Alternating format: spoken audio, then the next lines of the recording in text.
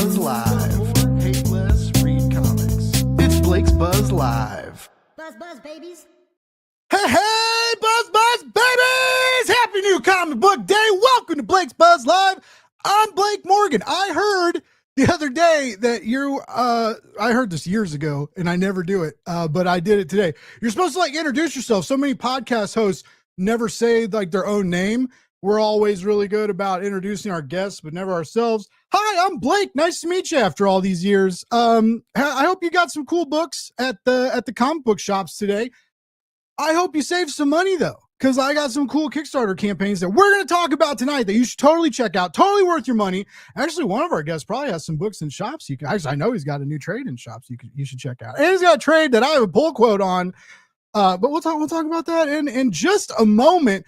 But first, real quick, as a lot of you know, tonight's show is sponsored by Michael Gecko Adams, who has a new series, Hero, out from Keen Spot. To keep up with what he's got going on, and trust me, you want to keep up with what he's got going on, head over to geckoadams.com and tell your shops to put Hero on your pull list. It's actually hilarious. The art is amazing. You can still get the first issue from Keen Spot. Your shop should be able to order it, or you can go to the Keen Spot shop, get yourself a copy, and pre-order the second issue, which drops sometime this month. Links are in the description. And friendly reminder, folks, let me just get rid of this. Friendly reminder, all the comics we talk about tonight in the description, there are links to those. So you can just click it, go there, give some money, support indie comics, walk away feeling alive. Because that's what supporting indie comics does. Oh, I got chills. Get myself hyped up. All right, hold on one real quick. Before we get to the show, I built a sexy Kickstarter campaign. This is actually, so I'm working with Lori at Laguna Studios to do Heart Eater, the Tricks and Teases edition. It's both issues 1 and 2 between new covers with some very spicy, safe and not safe for work options. We're trying to build up some hype before production on issue 3 begins. We wanted to celebrate the spooky season in the sexiest way possible with comics. Duh. What else were you guys thinking? It's a shorter campaign, so make sure to check it out. This is a sexier campaign. It's a sexy book. It's not for kids. Don't leave this one out on the counter. It's really cool. All right, let's bring out some guests, shall we? First up, let's see. He's been around the block on Kickstarter a few times before. He is the creator of Manchild, Lifeline, and he is here to talk about the new trade paperback for his indie superhero series Seasons. Let's get him out here, Mr. Nandor Fox Shaffer. What's up, dude? Oh my gosh, I am so electrified. This is I feel the buzz. I feel the sting. This is awesome. Oh yeah, that's what we need. I'm stoked to like I said in the green room. I've seen you around a while. You've been on the platform on Kickstarter for a while. Put out some really cool books. You're very nice online. I think that counts for something these days. You're always nice to people. I feel like that's just it's getting rare these days. So yeah, I'm happy to have you on. Stoked to talk about your book. Before we bring out our second guests, real quick, how's your day? How's your night? How's your life? What's going on? How are things? Let me run through the entirety. No, things are going well, and today's been a great day. It is New Comic Book Day, and so I did go to my local comic book shop and picked up some stuff. And it's always good to get off work, go home, have some food. And read some comics, so I'm feeling good, and we get to talk about comics, so I'm feeling even better. It is nice. It's that's why I still do this, Nandor, is because I have nobody to talk comics with other than the internet. That's why this all started. But that's also why I have a career also in this weird life. Anyway, we'll probably talk about that later because I'm selfish and love to talk about myself on my own show. But first, we got a great. Oh, I love this guy. He's been on the show a few times before. I'm really stoked. Finally, last but not least, whatever kind of segue you want to bring up, he's been on the show a few times before, and you can find his books both in crowdfunding and on the shelves of your favorite comic shop. He's written Jenny Zero, The Loose End, The Automaton, Spores, Banshees, tons of other epic badass comics, and he's here again to talk about awesome comics. I can't click the button. Let's get him out here, Mr. Dwonch. Oh, goodness. Woo! I feel like either we're gonna all fight each other now, or it's like a love fest. I'm not sure which, but man, you have gotten me hyped as well. Hell yeah! I'm trying to segue into like WWE. I'm trying to like, Yeah, I want to we're be in the like ring. the hype guy. I'm just kidding. I don't want to do that. I want to stay in comics. I'm gonna play with this. This is brand new. It's a new toy I got, and I apologize. I just can't keep my hands off of it. Like a teenager. Anyway, Dave, so glad to have you back. I'm so stoked about the project we're talking about tonight, because it's on a whole different show was when I met you, and you sent us a pack of digital comics, and I was like, Cyrus Perkins, what is this? And I read everything. Oh man, because like we were a little show, and you had this Dark Horse book coming out, and you know, you guys were just reaching out to press, you and Brock, and we were like, oh, we gotta impress the fuck out of these guys. Nobody read the book but me, and then I read like all the books Dave sent, and we had to talk about Jenny Zero, because it was like Dark Horse sent us emails and stuff, but like all I wanted to do, I was like Jenny Zero is like cool as fuck, but like Cyrus Perk, like it sang to me, and it was cool. And he's back, he's yours, and he's back on Kickstarter. How you feeling, dude? How you feeling about it? I'm feeling liberated, like an indie comic guy or a person should, really. Like, that thing was held up, the rights were held up with the original publisher for like years. And then I got a good bonus at my day job, and I bought it back, and then Diamond lost all the copies of it in shipping. So they refunded me all my money, so I got my rights back for free, which is just like good karma, but I didn't have any books. So now I'd always planned on doing a sequel, and I couldn't because the publisher held me hostage. And now I'm back with it. And, it's near and dear to my heart. I mean, it's something that I did. I think it's one of the first books that I did that was like loosely inspired by my life. And so it's super duper personal to me. And yeah, we're back on Kickstarter with it. I'm stoked. How I want to, Kickstarter is different right now, right? It's always different. It's an evolving platform. It's always changing. It's growing, and it gets larger all the time, right? But it's different. You have to kind of tackle it differently. It's not as easy. You can't just post a link on social media anymore, right? Because like things hide the link. You gotta get kind of creative. How y'all feeling about your campaigns right now? And at closing it up 2025, we're at the tail end of the year. Right before the holiday season, you guys are squeezing in, because this is when you want to do the campaign, at the end of the year, not during the holiday season. Smart scheduling choices on both, you fine gentlemen. But how's it feeling? Like you've both been on the platform several times now. Like what's there's a little drama now. There's some things going around on Kickstarter. Are you guys feeling that as creators, or does it feel like it's still kind of the same kind of campaign? You want? I'll go first. Yeah. Go so, Nandor, how many books have you put out on Kickstarter? Yeah. So I think this is my 9th Kickstarter campaign. So like I've done quite a few. I usually do 1 or 2 a year, and I've been making comics for about 7-8 years now. And so for me, this is the latest I've ever launched a Kickstarter in a year. And so like, because I always try to avoid the holidays, because I just know what it's like, and thinking about saving money for the holidays for people. And sometimes you can back a Kickstarter, maybe you'll get that book before the holidays is over, but a lot of the time you're going to be waiting for it for a while. And so the priority of like, well, do I buy this for myself now and get it now, or buy something and wait? And so that was definitely a decision that I had to make, and I wondered how that would affect the campaign. But I feel like for me, I'm doing pretty much as well as I usually do. What's difficult about this campaign as well is it's my first time kind of re-releasing a story in a new format, and that was something too that for me, I didn't know.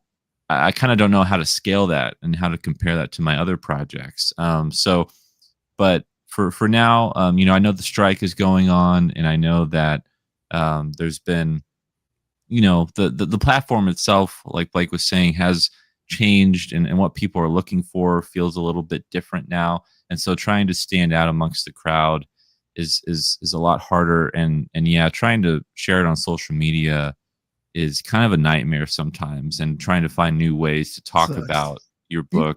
Even when you get paid for it, like, and I get paid to do social media shit. It still sucks. You see all of it, like how the sausage is made. I really don't. I mean, I do kind of, but I spend so much time posting, like I don't have as much time to doom scroll anymore, but it's still annoying, and you just have to be like real.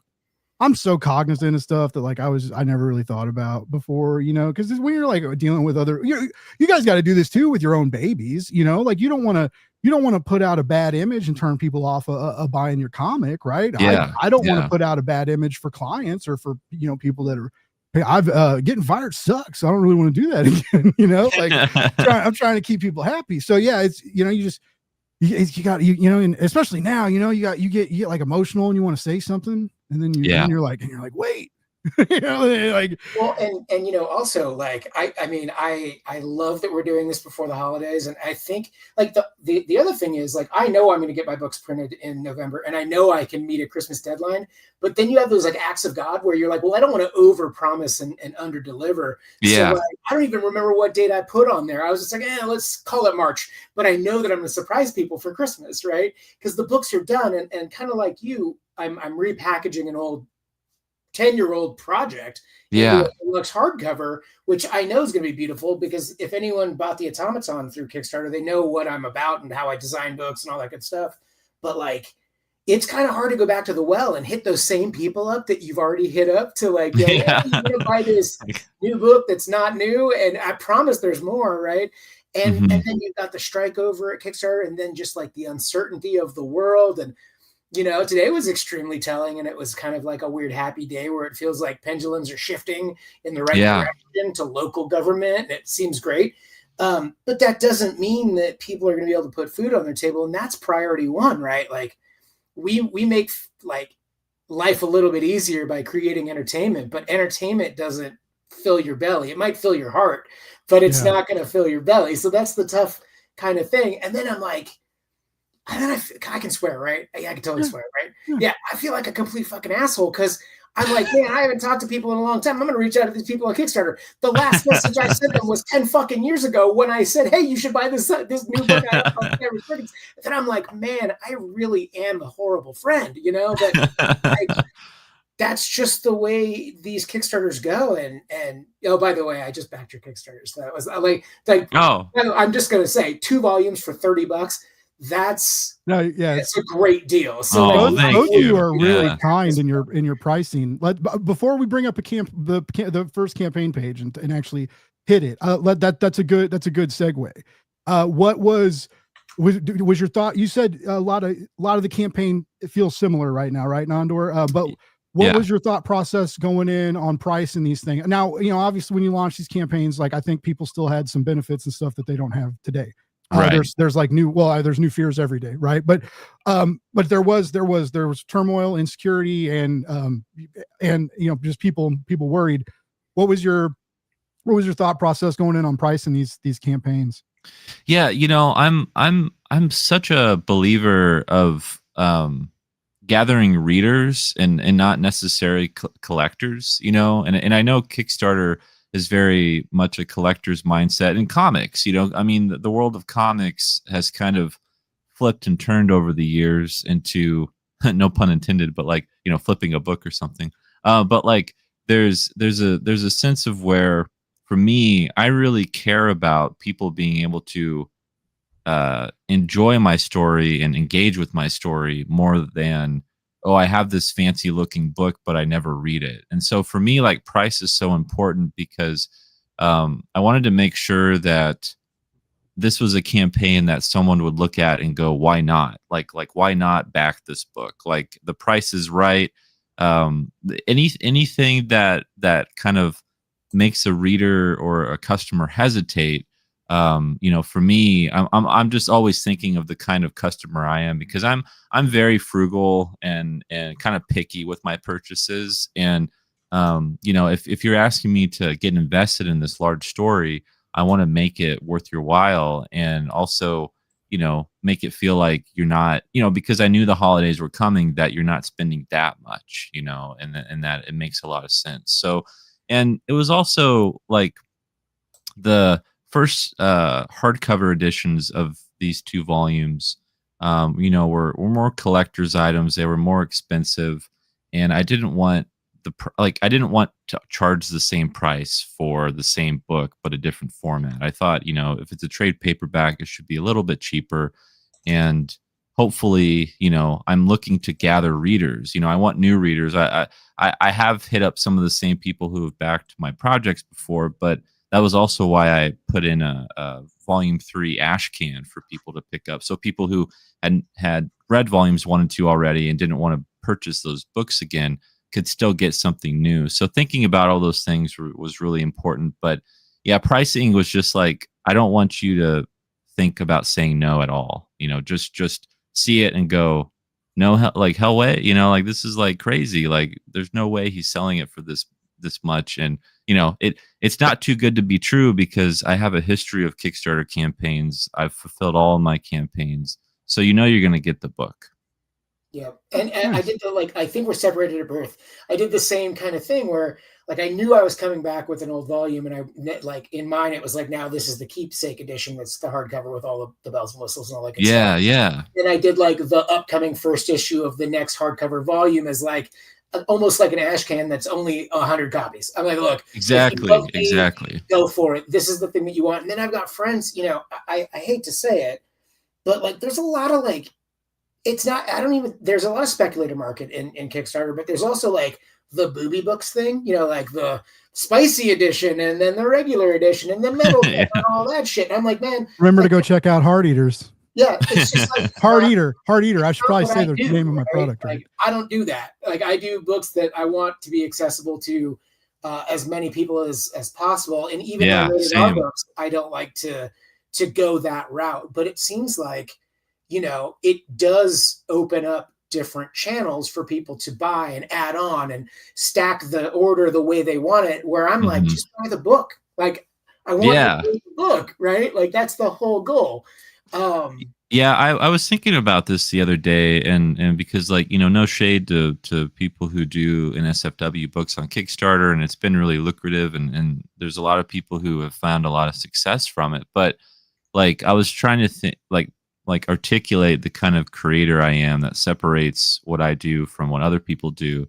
And maybe you'll agree with this, but there's I was thinking about comics in the same way I think about food, and how there's nutritional value in certain food, and then there's also just junk food, like great food that you love and you love to eat for dessert and all of that type of stuff. But the kind of books that I like to make is I want to give you a well-rounded meal that has all of the food groups that you need, that you can really enjoy the story.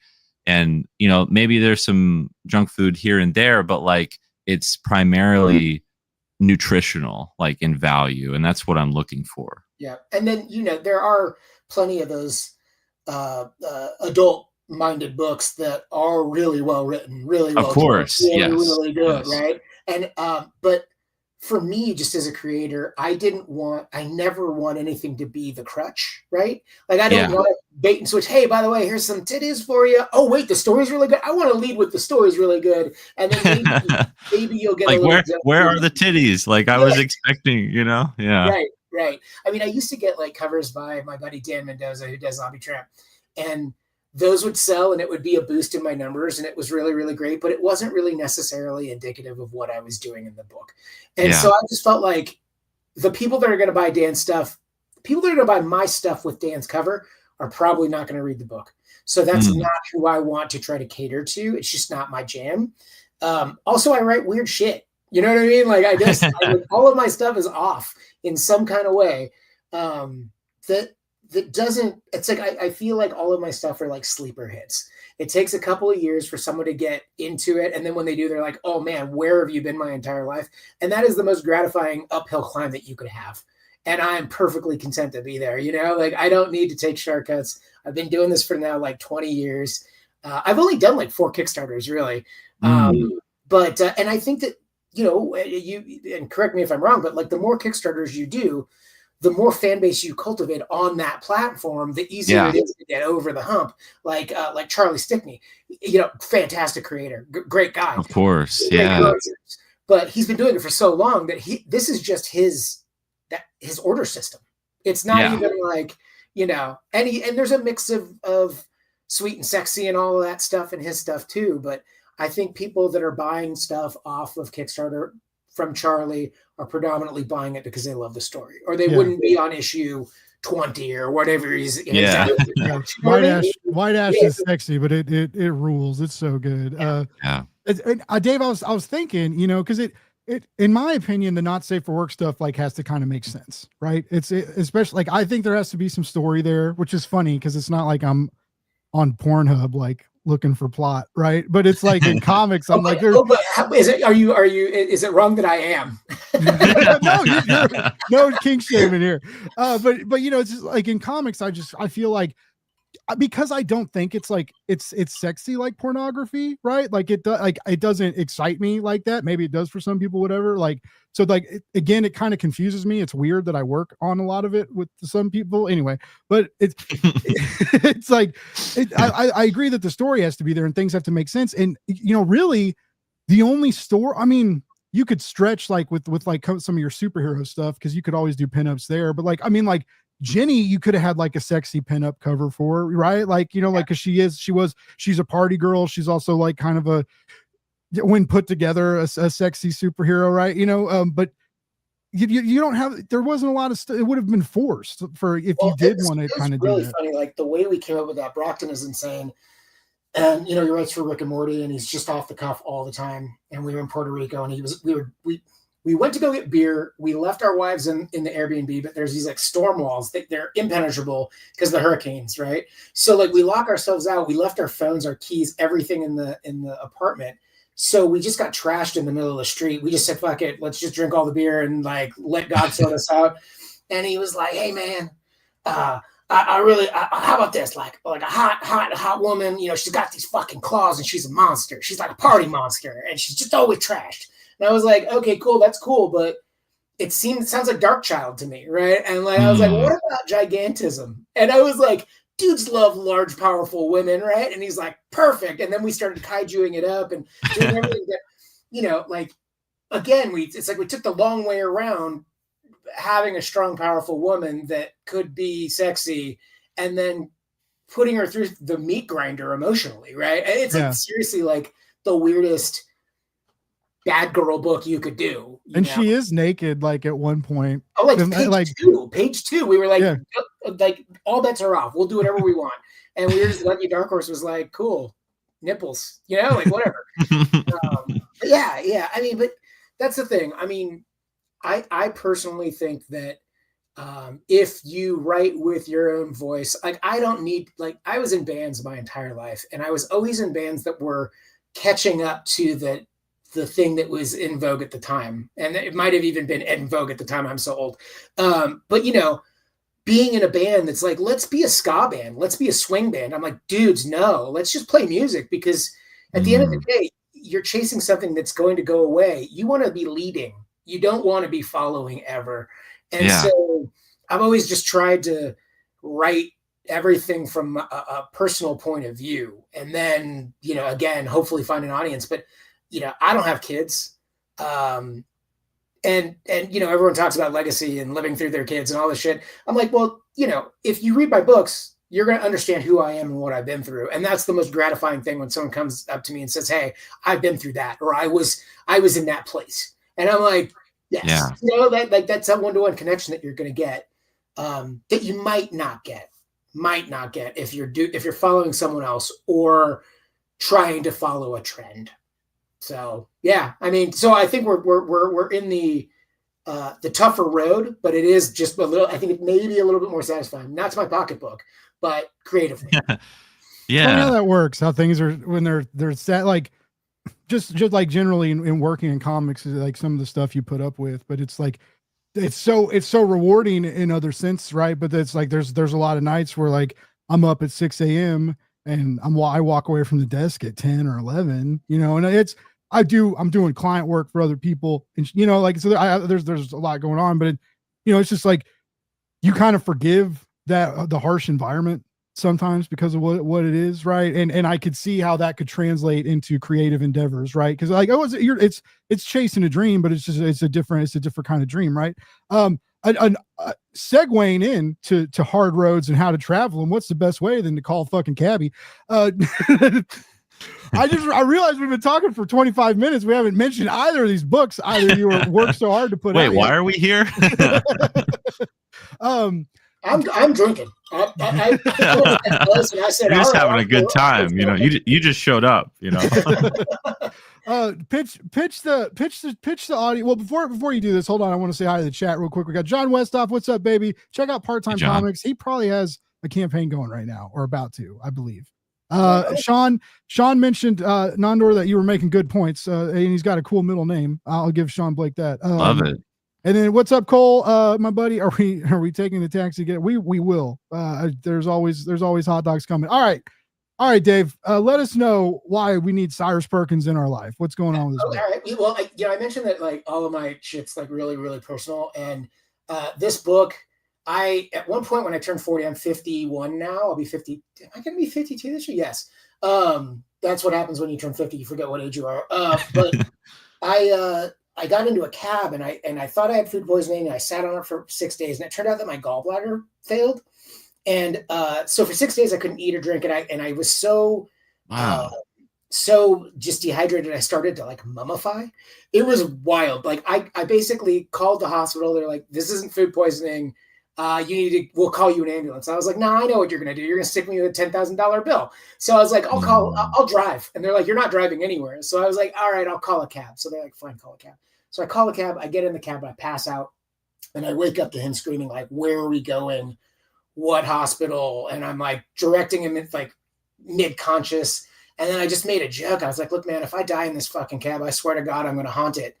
And I woke up out of surgery. And by the way, I woke up out of surgery. I had heart surgery the year before, like maybe even 6 months before. So I was still on blood thinners. So they couldn't even operate. So they just stuck a tube into my gallbladder, and it just drained all the bile out. Had it ruptured, I would just be dead instantly, like toxic shock. And all Holy smokes. So like I wake up in the hospital room, and the credit card I used to pay the guy, I was literally like, "Here's my card." I woke up, it was on my chest.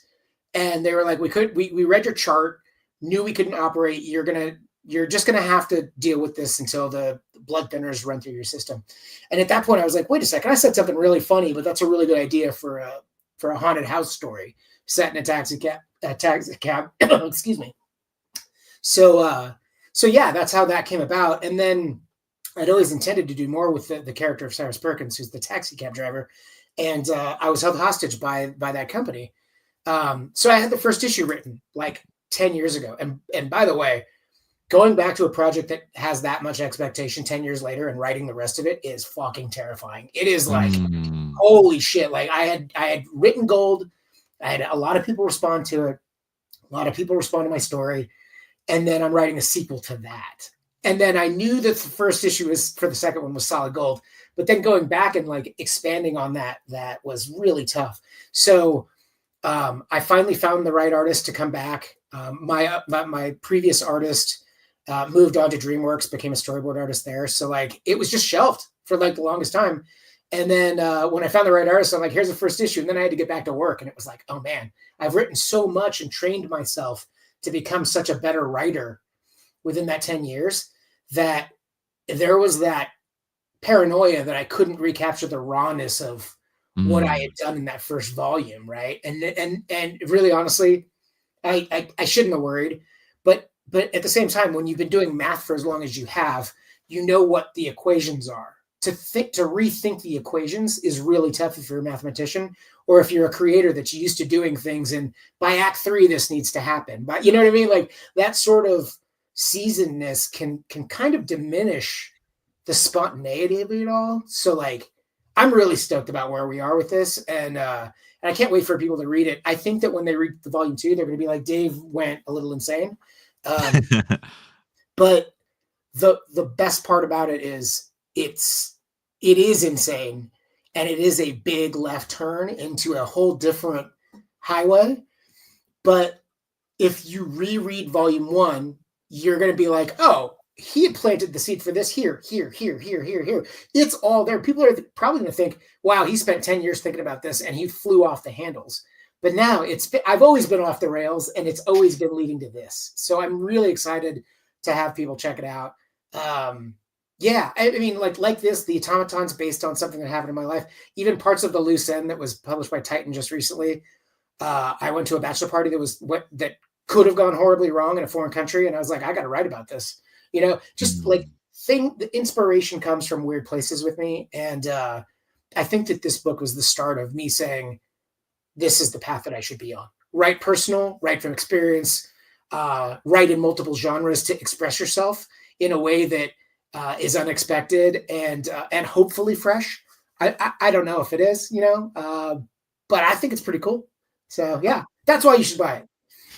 Well, if it's any good, I love volume 1. Like it really did speak to me, and it was a great book. And then I remember you telling me you wanted to do more, and I got really excited. And then I remember all the drama with the publisher, and then I remember it was kind of funny. You were a little inebriated, and we were DMing. That sounds like me. You were. What did I say? I think you were mad. You were mad because you couldn't do. You found out you couldn't do some stuff with some of your IP, and that's when you had started finding out that they were being dicks. But I think, and also some of it was you wanted to do a big digital bundle for, I believe it was the Spores Kickstarter, maybe. And they wouldn't let you, and you were so mad, and you were like, you know what, Blake, fuck it. I'm going to give them away. They can't stop me from giving them away. Yep. And you gave all your backers this huge free digital bundle of comics. Anyway, it was but you know, and it sucks you had to do that, but I hope a lot of people also got to experience Cyrus Perkins. Hey, your other stuff's great too. I would love you as a writer. But that's one of the things. Jenny, I think Jenny's still my favorite. I really like Banshees too. But Jenny's still my favorite. Cyrus probably close second. I haven't read Loose End yet, but it looks really cool. Did I send that to you already? Did I send it to you? You're not. Oh, I'll send it to you right after this, dude. Oh man, you're gonna be like, oh, this is peak Dave. This is punk rock, crazy. I mean, it's literally, it's a crime noir set in a world where these Hollywood A-list dickheads go to Mexico for Harvey Weinstein producers bachelor party, and the one guy that's an up and coming writer or a failing writer gets pulled by the mob 2 days before the trip, and they're like, you're gonna kill him, and they torture him, and he's like, why do you want him dead? And it's because this Hollywood producer raped the mob boss's daughter, who changed her name and went to Hollywood with a suitcase full of dreams, and gets abused by this guy. And so the mob's we're not going to outwardly assassinate this guy. We don't need that attention, but you owe us money because he's a gambling addict and a drunk and he makes a mess of himself. And it's will he, won't he? Because during and it's being a writer, being a creator, what would you sacrifice to get a movie made? Right? I don't think I would necessarily kill someone or not kill someone. Right. But it's a will he, won't he situation. Do you take fortune and glory over what's right and wrong? And I think that that's where we are with the world today. I feel people are all about themselves, and empathy has gone the way of the dodo. And it's bros, where are we in this world? So it's a good commentary. I had a fan reach out, and they were completely offended by the ending. And you know, you can't please everyone, and I've been doing this for so long, but to me, the ending made sense in the context of what I was telling. You're not always going to have a happy ending. The villain isn't always going to win or lose, or you know what I mean? This is life. Yeah. You know what I mean? And so I think that if it gets made into anything other media, there may be some flack there, you know, but it's comics. You can do whatever the fuck you want in comics. You know? And that's sort of that free form jazz thing that I've got going, where I'm just gonna do whatever the fuck I want to do, you know. That said, I have a really good day job, right? If I was trying to do this, David Pepos is a great friend of mine, right? And nice. I published Spencer and Locke, which I thought was one of the most off the rails, heartfelt. He called me after I read the first volume, and I read it with my wife in bed, and we both were crying at the end. And I called him immediately. I said, "Hey man, I cried at the end. Wow. I wish So cool. I could have that happen for me. Like, thank you." Because really, as an artist, you want to evoke an emotion, and sometimes hate is a good emotion. Like, if you might have done the right thing by offending someone, you're making them get emotionally involved in something that they care less about. Wow. Dude, how many people write something where like someone closes the book and never thinks about it again, or makes a movie and the movie, and especially the movie, you're watching the movie and you play on your fucking phone the whole time because we all do that, but like maybe it's just not that great and you're not paying attention to it, right? But still, like if you make something and compels someone to reach out to you, and even if it's like, I can't stand the way you did this, but they still like this thing you made compelled, like they had to get that off their chest. They had to reach out about it. You made something happen in them, right? Like that's the goal. Like if it's a horror book, like you want to disturb them, you want to turn them off, you want to freak them out, So like in a weird way, like, noir's kind of dirty and weird. It's one of those kind of genres, right? You don't want everybody all smiley and warm. and I was evoking the, like in the loose end, the 90s Miramax vibe where, man, half of those movies ended like downbeat as fuck. You know what I mean? I'm like, that's, like, and I've had people say, well, why don't you just turn it around in an epilogue? And I'm like, no, let it sit. Let people think about it, And then if I get to do the sequel I intend to do, I can address some of those concerns.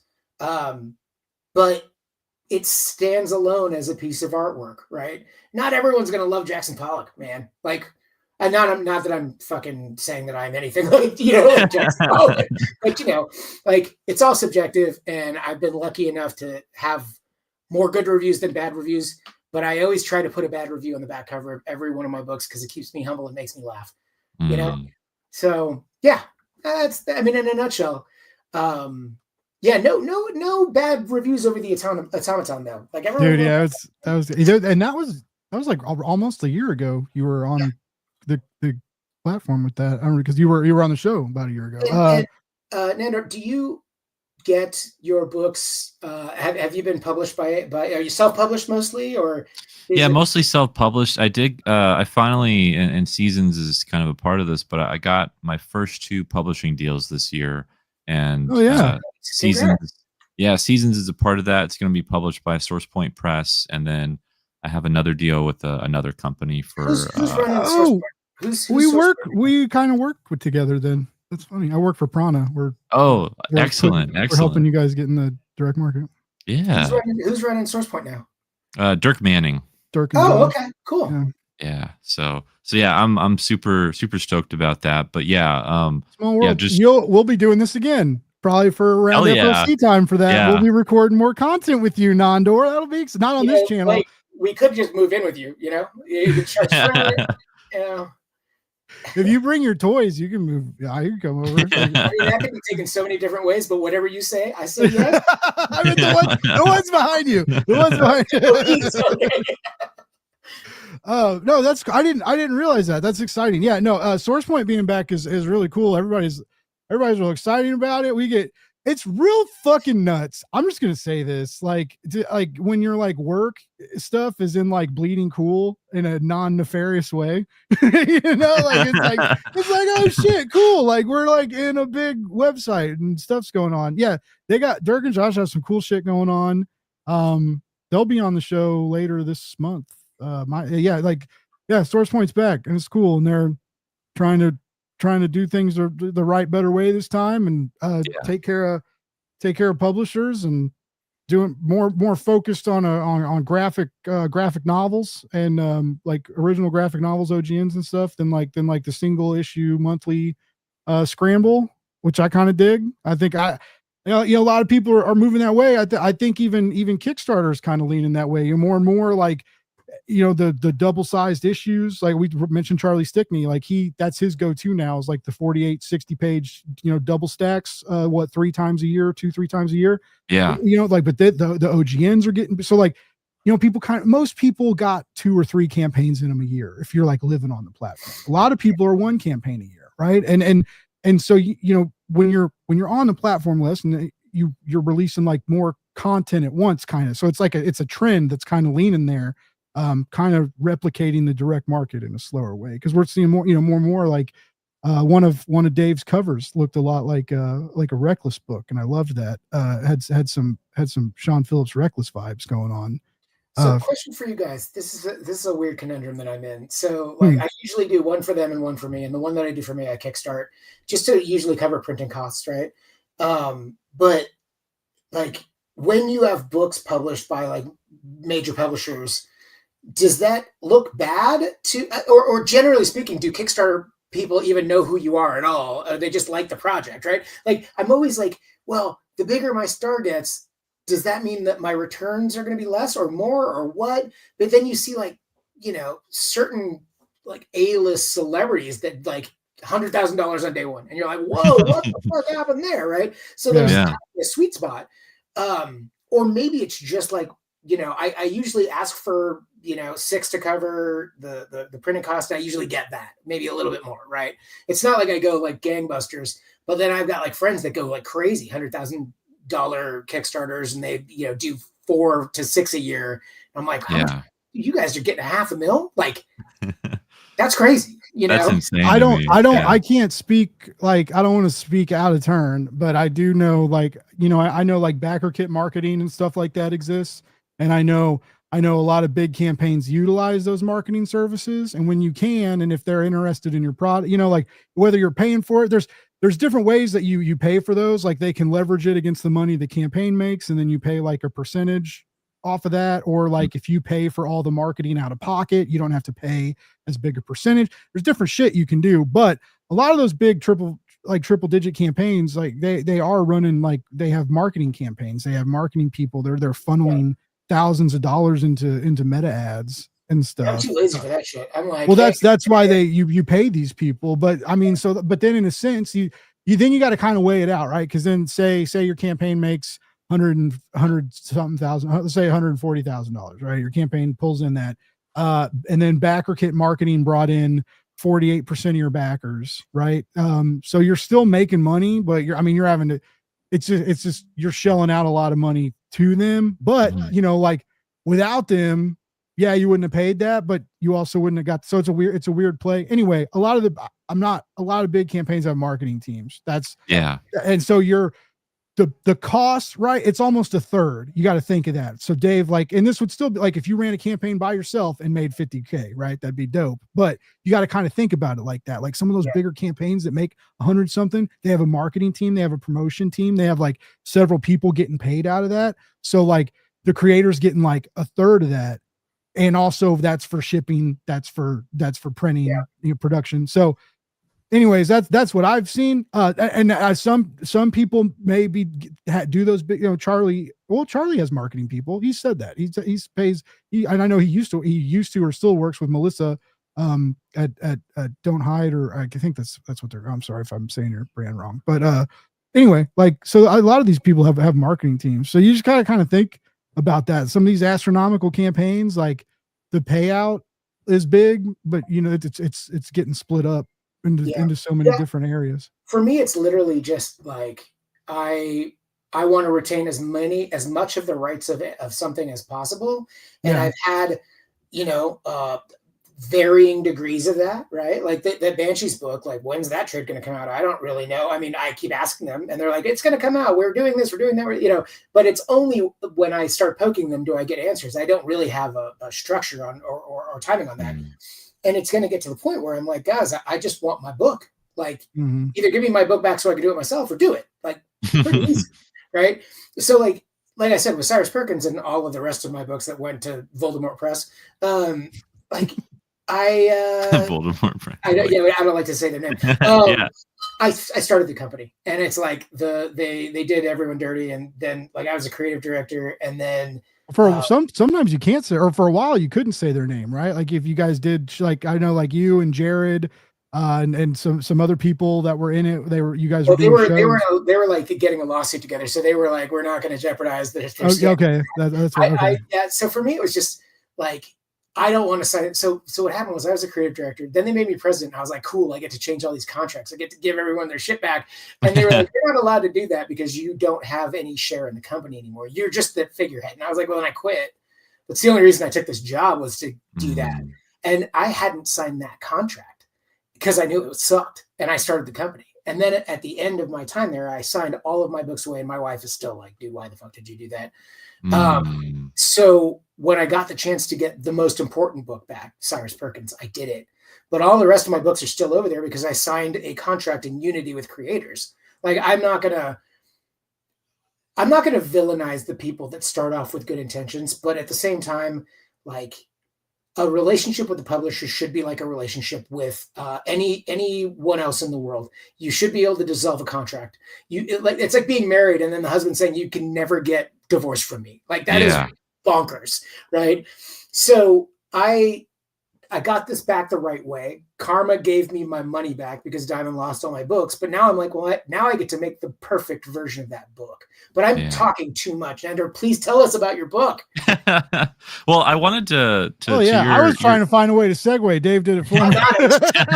I wanted to I think you were kind of asking about, the almost like the more popular you get, does that affect like how well you do on Kickstarter in terms of like if you are in the direct market and maybe in the crowdfunding market too? Yeah. And are you worried about that at all? Like, knowing that you're going to a publisher with something? Yeah, no, I'm my hope is I hope it would encourage people to check out my campaign, because if a publisher has my back, then they should too. Like, that's kind of how I think about it. Like, oh, this is a serious project that I should look into, and I can get it on the ground floor. And yes, maybe I run the risk of like, oh, well, if it's just going to be in stores, I'll just wait, for it to be in stores. But that's why the importance of a Kickstarter campaign is to offer things that you can't get in stores, and you can kind of add that collectability or limited edition Kickstarter exclusive, type of cover or something like that. But yeah, that was something I was worried about initially. And then, but I had to remember that like the Kickstarter fan base and customer base is so different than the direct market customer base. I don't know if they overlap often. I feel like there are just people who back on Kickstarter, and then there are people who just go to the comic book store, and a lot of people, don't necessarily do both. We're trying to get them to do both, and it's hard. It's like we're doing with the Future Is and Recca Comics, like we're doing it. The fancy hardcover editions come out on Kickstarter with some extra goodies that you can't get regularly, but it comes out in the direct market monthly. And it also, Dave, before we get into Nandor's book, I would say, as long as you're honest, if you start playing the direct market Kickstarter game, right? As long as your backers know that like they're going to get it first, and because that's when people get mad at you, when you back a Kickstarter campaign and then it's real late, and then for some reason you could go to your comic book shop and get it, but you don't have yours yet. That's what turns people off. Exactly. So like, as long as that doesn't happen, which in my opinion is very easy to avoid, right? You just do shit right. But it's common sense. Use comments. But that's where things get weird, and again, like, you have some of your series are released in the direct market and some of the stuff you do on Kickstarter. So like your overlap isn't really like that. It may be one day, right? Like if someone picked up Automaton, or someone, if someone grabs, I don't even know if a publisher offered you a deal on Cyrus, if you'd even take it out of like fear. Like, you'd have to think it'd have to be a real good deal. I've found a couple of publishers that I really, really like, and I'm really comfortable with the process. I mean, honestly, if it were up to me, I would just recommend everyone just at least send their books to Titan, because Titan's great. Their contract is more than fair. They're lovely people, and they have people that work very, very hard. and I'm a fan of their work, and I'm thankful that they're a fan of my work, right? Like that's number one. I mean, like Dark Horse it's odd to say that Dark Horse is number 2 to fucking Titan for me, but it's true. It's just, not that Dark Horse is bad. They're very, very good at what they do, but they have a bottom line, and they were just bought by another company, and there's an upheaval there, right? Where they have to make quotas that like are kind of insane. So they're looking to creators that are much larger than me to fill that quota. Like I made a fun book for them. You know what I mean? Like, yeah, but they're not going to bank on me. I know a creator. I won't like say his name or anything, but like I know a creator who started on Kickstarter and then published their Kickstarter book with Dark Horse. Like years later, and I reached out to him at a certain point after kind of that had run its cycle, and he'd been with Dark Horse for a few years, and I asked him, I was like how was that, and did you find working with Dark Horse was better than doing like a Kickstarter campaign for your books? And he kind of just straight out told me, he was like, I've made more money doing Kickstarter campaigns than being with Dark Horse. And to me, when he told me that, like a light bulb went off where I was like, like I think a lot of creators, and I think it's important to diversify and be everywhere you can, and because there's so many opportunities to get in front of people, and I think you should take advantage of those opportunities. But I think a lot of people kind of have this rose-colored glasses view of the direct market, and like you're going to make it big if you're in there. And while I think it can really help get your name out there and have people find you that wouldn't normally find you, I think managing those expectations can really make or break how you approach it. Yeah, I mean, like honestly, like people, because we grew up in comics, there's always that like, well, what's success, right? Success. Yes. When I was 10, it was writing Daredevil. God, I gotta write Daredevil. And by the way, shit, I was some Daredevil, Marvel. but like really, it's doing it. It is success number 1, right? Like, you got to the finish line on something, and then 2 is just having anyone read it. Anyone fucking read it. And then the third mark of success is driving someone to love or hate it. And we already talked about it. That's, to me, the greatest spark of success, right? Then 4 is money. If 4 is money, like everyone else needs to reevaluate what they think success is, because you're not in it. You're in it for the art, for art's sake. I mean, you can't go destitute. You don't want to go homeless doing this, but if you're given the chance to take the swing at the fucking ball, take the swing. You know what I mean? And that's it. Stepping up to the plate is number 1. So I mean, I totally get you. But let's talk about your book. Speaking of stepping up to the plate, this is your 9th campaign. Exciting. Yes. 2 weeks left. About 50%. Tell us about spring and summer and Fletcher. Let us know what we're getting into here, Nandor. Yeah, so Seasons is my supernatural graphic novel series that follows a young man in his 20s through 1 year of his life. And with each passing season, as we follow him through this year, his superpowers change, his abilities change. And so it kind of is, I like to say it's James O'Barr's The Crow meets M. Night Shyamalan's Unbreakable. So it has kind of flavors of what you love about superhero comics, or like a hero's journey, but it's stripped of all the window dressing and all kind of the tropes of a superhero book. And so if you're looking for a more grounded character study, this is the book for you and the series for you. And this campaign is for the first 2 volumes that are both over 100 pages each. And it introduces you to this world and to these characters and to Fletcher himself. And he takes on these shadow selves in volume 1 and his own shadow self, and kind of looking at all of his faults and laying it all bare for people to see this character, warts and all of everything that he's dreamed of becoming, but has failed at becoming. And as we get to volume 2, he takes on these elemental entities. And so like he starts out in this pit in volume 1, and I like to say volume 2 is him in the wilderness.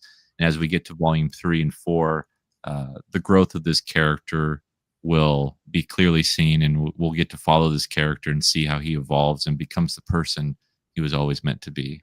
Nandor, are you collaborating with the same artist on all volumes, or?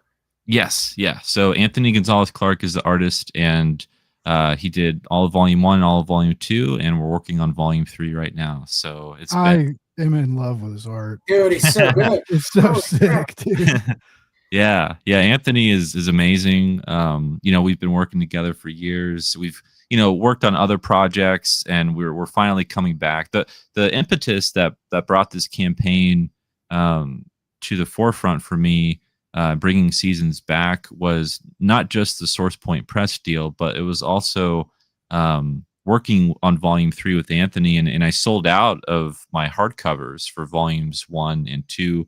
I have like a few left of volume 2, but all of volume 1's gone, and I was like, man, like this is a good problem to have. Like I'm glad it's doing well, but also I need people to be able to pick up this book. I want new readers to be able to find Seasons and to start with volume 1. And so the series started out as these hardcovers, but then we're doing these trade paperbacks, and then as we get to volume 3, we'll offer a hardcover and a trade paperback edition so that people can keep their bookshelves looking nice and consistent. Yeah. So yeah, I was about to say you were going to drive me crazy with that.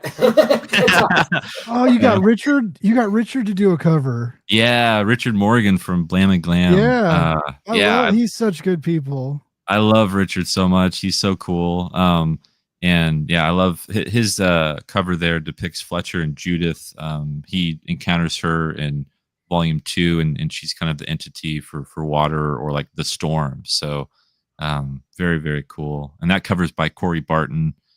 He did the pencils, inks, and colors. And so I wanted each of the covers to kind of emote, a certain feel and aesthetic, and also where you can mix and match and play around with the kind of styles that we can go with. But Anthony, I love your variants. It's eventually going to be the Source Point Press volumes, as in, is this going to have their logo on it and everything? Yes. Mm-hmm. Sweet. That's awesome. Yeah. So cool. It's super exciting. We're planning on being in shops like late 2026. So this book, this campaign, after it's over, we'll fulfill it, and all the books should, all the art's done, right? Like these books are completely finished and ready to go. And so it's just a matter of shipping, getting them to the printer and then shipping them to backers. And then we're going to start soliciting it, to stores and getting it in shops and bookstores. So is that like a different scenario from like your previous Kickstarters, where like you're scrambling to get the books done so that you can fulfill Kickstarters? Yeah, right. Yeah. Like this is the first time, and especially with a huge series like this, like 100 pages each book. It's really weird to have it all done and to be, trying to sell it. Like it's a confidence booster for me, because I can tell people that, and I can let people know that, hey, like you're not going to be waiting a long time to get these books. And there's always things that kind of get in the way, or maybe the artist gets sick, or their tablet crashes, or who knows what could happen. And so to be able to tell people, hey, like the books are done, it's just going to be a matter of formatting them correctly for the printer, and maybe adding some new, back matter, or like an afterword or forward, or whatever we need to do to make sure we have the bookends right. But yeah, I'm so stoked to bring this book back to the masses. That's like $40 for 2 trades and an ash can is sick, dude. That's wait, was it 40 for all of it? I gotta change my freaking my reward tier, bro. Good job. Thanks, dude. What are we doing? So you have some amazing variants, and I love them, but I cannot get over how good the 2 cover A's look next to each other. Like the dress being similar, and the kind of cool and warm juxtaposition. Well, that's our brother Christian. Like I worked with him on the design, and the logo for these trades. Hell yeah. And he's the one who we worked together on the graphics, for this campaign. So I love working with him. He's done a few of my logos for some of my other books as well. And yeah, I cannot wait to work with him more. But yeah, there is a hardcover. So for people who are like, hey, I want a volume 2 hardcover, there's only a few left that I have, so that is available on there. And then yeah, you can get original art, and you can also get original cover art as well if you're feeling very generous. But I always tell people and remind them, like, I mean, $1,000 for cover art is it's Kickstarter and crowdfunding is one of the best places to buy art. Like, it's, yes, yeah, it's so affordable. You get crazy deals, and you usually get, unlike buying art at like a con table or from a dealer, you usually get like a ton of comics and because usually with like the art bundles, you get like the art and everything, right? And so like you get your art and then all these books and cards and whatever else, and I know like cards and bookmarks, if you're buying and selling art, you may be like, okay, that's cute, but still you get a lot of cool bonuses like on Kickstarter and affordable art. And yeah, I remind people all the time to continue, like, one of the best things about crowdfunding is that. Yeah, and Anthony, he did a majority of volume 1 traditionally, and so like we have a lot of original art available for that, and in some pages for volume 2 as well. But he's evolved as an artist, and I've evolved as a writer. And you mentioned something earlier, Dave, about like being kind of like paranoid or scared about like revisiting a story after so many years and like following up with something, the next chapter, and like if you're going to be able to like tap into that same writer that you used to be, or the same like your headspace, get back into that headspace. And that was something that I'm actually really grateful for, that we hadn't finished putting out volumes 3 and 4 yet, and I worked on some other books, was because I'm such a better writer now. So I've been editing the scripts for volumes 3 and 4 and trying to tighten them up and make them, even better stories. And, but, I had the inclination to go over seasons, volumes 1 and 2 again, and like not fix them, but just like, tweak them, and like, see, like, is there anything that Anthony would want to change, or that I want to change, or, should I cut some dialogue? Like, what should I do? But I realized I felt like that would have been a disservice to the original product. And like, I'm not the same person I was back then. And so whatever is there, I don't want to lose that. I don't want to lose whatever I originally had there in that vision. And also, I think it's really important to show the evolution as a writer, and to see people get better and change, and see how they tackle different genres, Well, so let me say this though: you were at a pinnacle already. So that's the biggest compliment I could give you. Looking at volumes 1 and 2, like this natural progression, you were already at a point where you're not going to look back and cringe. Being in this for like 20 years, I look back at my art and go, oh, shit, what? Like it's a whole, maybe it's a different thing for artists, but like I definitely went back and I re-lettered Cyrus 1 because I just became a better letterer. Yeah. Like that's pretty normative. Like, because so many people skimp on lettering, like they do, and it's if you're scrounging for pay, and like we beg you, people, like anybody who knows comics begs you now, like don't like scrounge somewhere else, but get good lettering, right? But but so many people, Patrick Horvath did that with Free for All. He did this old, almost a zine, like way back in the day, and then he had the big IDW Beneath the Trees come out, got the nominations and stuff. Yeah. Then they went to Zoop and he re-lettered it, and it had some bonus matter and like nice. So like didn't rewrite it, but re-lettered it, doctored it up, right? Gave people a reason to purchase it again. But like I re-lettering is pretty cool. Rewriting, I agree with you, Nandor. Like that's dangerous, because like when is anything ever done? And then you run the risk of like, well, I'll run a Kickstarter of like, volume 2 proof 3, right? Like, when volume 2 2.0, like what do you even call it anymore? What are you? Who are you? Yeah, like you wanna avoid that. And also, I have other things I'm working on, and I was like, why would I like what's done is done. The work is made, and I'm gonna let it be what it is, and I think there's something to that of letting go, and you got to be able to let go of your stories. And I don't want the people who read the the original version to feel like they didn't get the right story, like you got the right story. You got all I had to put on the table, all I had to offer, and all I can hope is that you continue on with me, and like volumes 3 and 4 are going to be better than you could ever imagine. So yeah, you're letting your readers grow with your work. That's that's great. Oh yeah. Shout out also to the comics.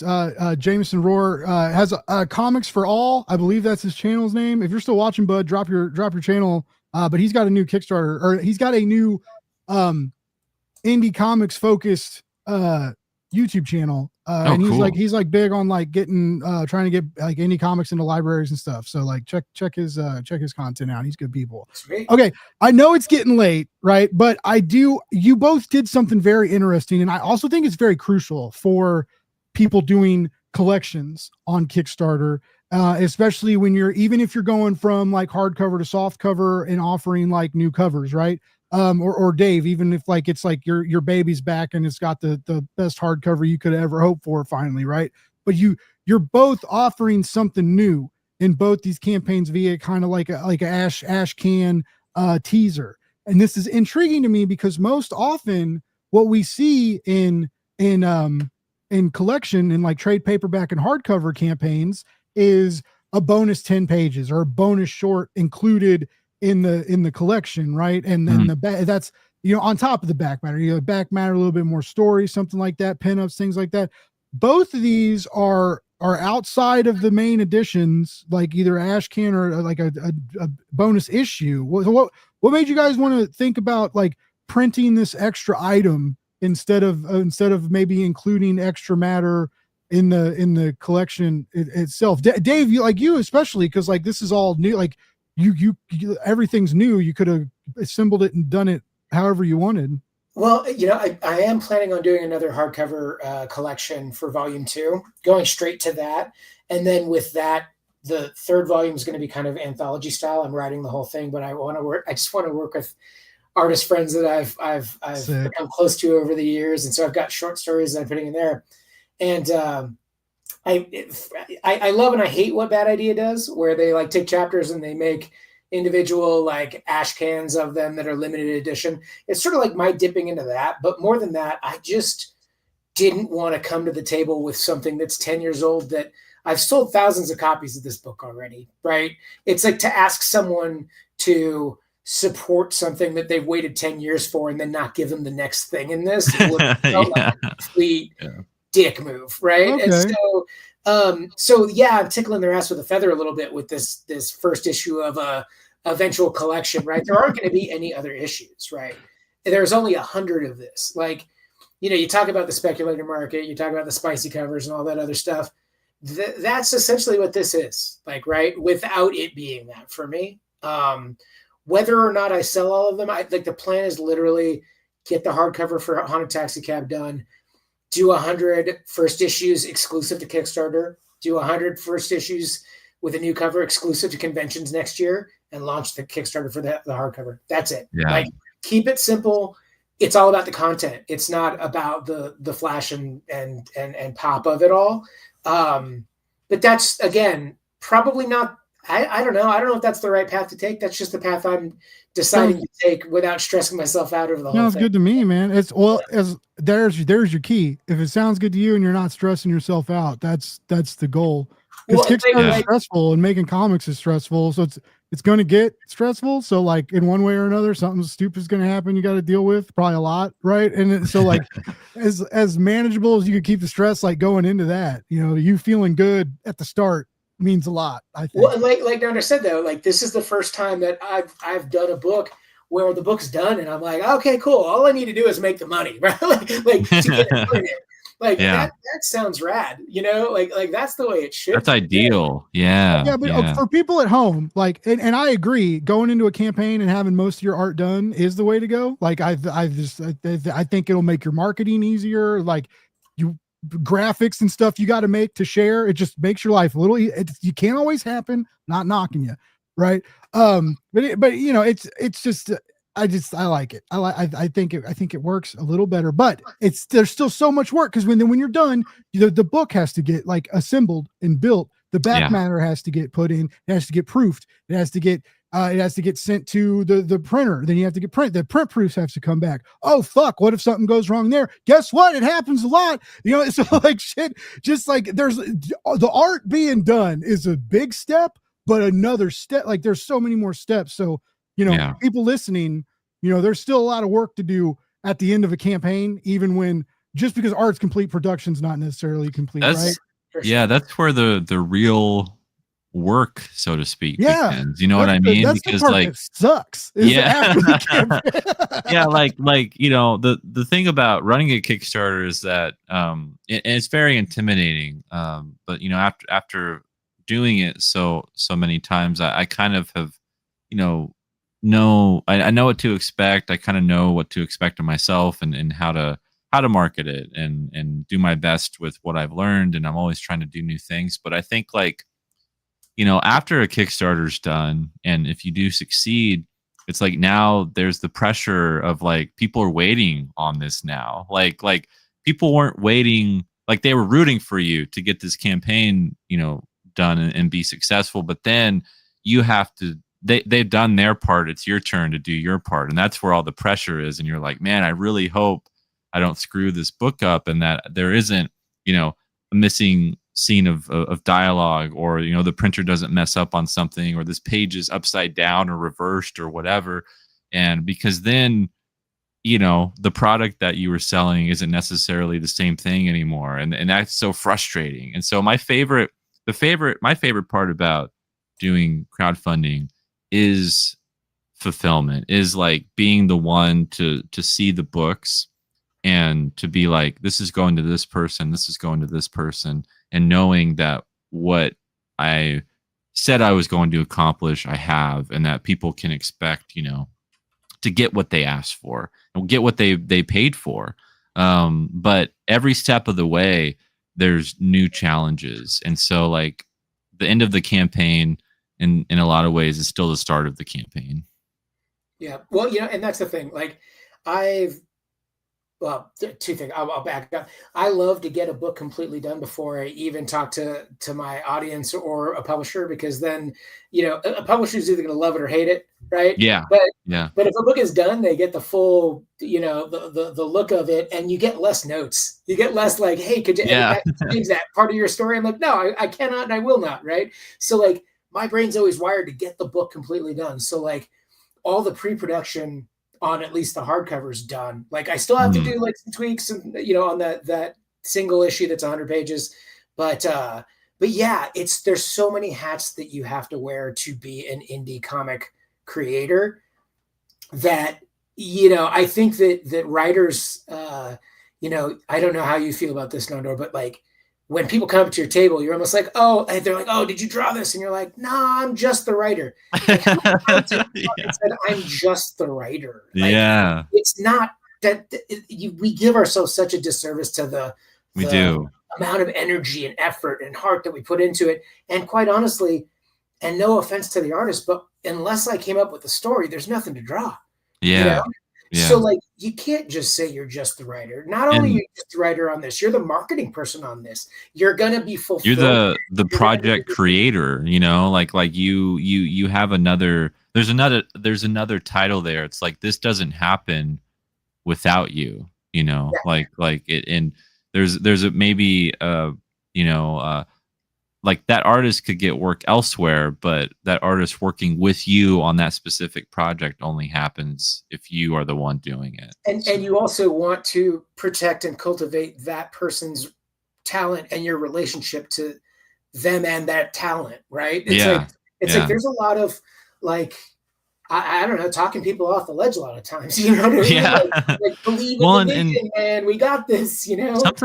Something that a lot of writers have to do, and we should give ourselves credit for, is like it takes a lot of skill to find the right artist for your book, you know, and to like seek them out and try to find the right person. Because Person and ability, like, 'cause yeah, if you guys don't vibe and you don't trust them and you don't like work, even if you love their style, you know, like right. that's a bummer. Like when you think you find somebody and then find out you can't work with them. But yeah, it's hard to find it. It's hard to find a crew. I so feel Yes. that. Yeah. I mean, it is like making a band, you know, like if all the band members are not on the same page and they want to practice with you, and they show up for practice or they show up for the gig or whatever, it's like you got to make sure that you can trust each other and that they fit what you're doing, and that you're not, you know, always having to reiterate something over and over again.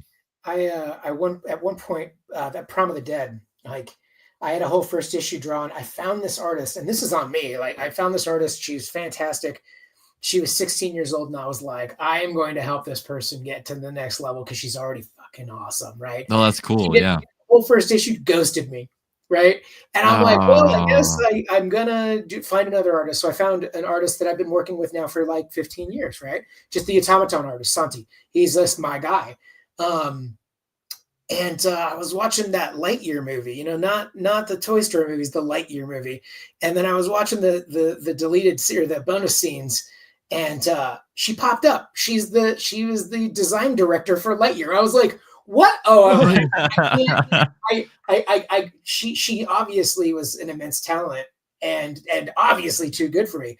But that sort of thing happens all the time where you're like, wow, I got this great project from this great person, and then you're like, wow, it fell apart because of one thing or another. It's like that flaky guitarist that never shows up to the gig, you know? Like, Yeah. Yeah. right. It's wild.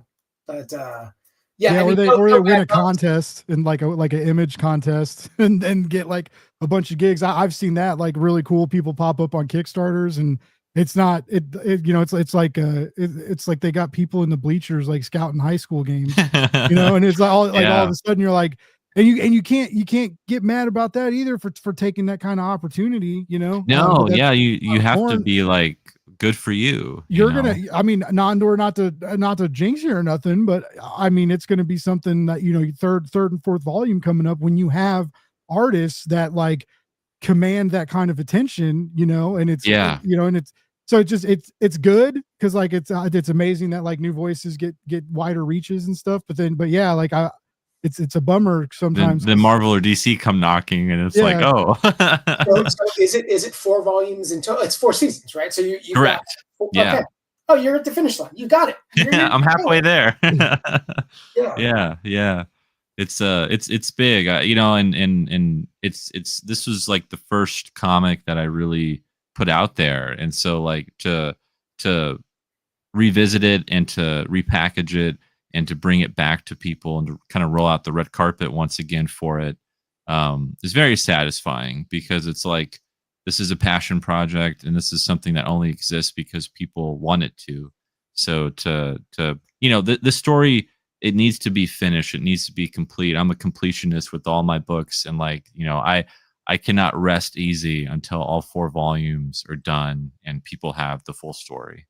Now, Blake, did you know that when you were casting this episode, that you would have 2 people that are like exactly like this is wild. Yeah, like we vibe so well, you know. What's funny is because, you know, for a while, like I quit doing, because when I started, I would have like a whole bunch of people on because everybody had campaigns going. But Blake, can I get on a show? Can I get on a show? And I was like, fuck it, we'll just do live streams and have a bunch of people, right? And I quit doing that after a while because I always felt bad, because sometimes people didn't get, if there were 4 books to talk about and 5 or 6 guests, you know, people are quiet for a while as we go around the room. And I always felt bad. And I would like look at the people in the windows and and I was like, everybody hates me.